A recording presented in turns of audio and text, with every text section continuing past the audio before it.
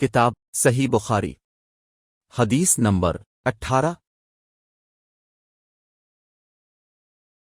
ہم سے اس حدیث کو ابوالایمان نے بیان کیا، ان کو شعیب نے خبر دی، وہ زہری سے نقل کرتے ہیں، انہیں ابو ادریس عائز اللہ بن عبداللہ نے خبر دی کہ عبادہ بن صامت رضی اللہ عنہ جو بدر کی لڑائی میں شریک تھے اور لیلۃ العقبہ کے 12 نقیبوہے میں سے تھے،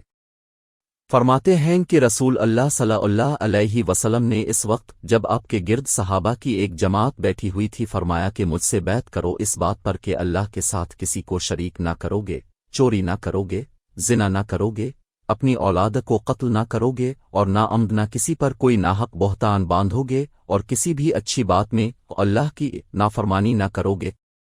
جو کوئی تم میں اس عہد کو پورا کرے گا تو اس کا ثواب اللہ کے ذمے ہے، اور جو کوئی ان بری باتوں میں سے کسی کا ارتکاب کرے اور اسے دنیا میں اسلامی قانون کے تحت سزا دے دی گئی تو یہ سزا اس کے گناہوں کے لیے بدلہ ہو جائے گی، اور جو کوئی ان میں سے کسی بات میں مبتلا ہو گیا اور اللہ نے اس کے گناہ کو چھپا لیا تو پھر اس کا معاملہ اللہ کے حوالہ ہے، اگر چاہے معاف کرے اور اگر چاہے سزا دی دے۔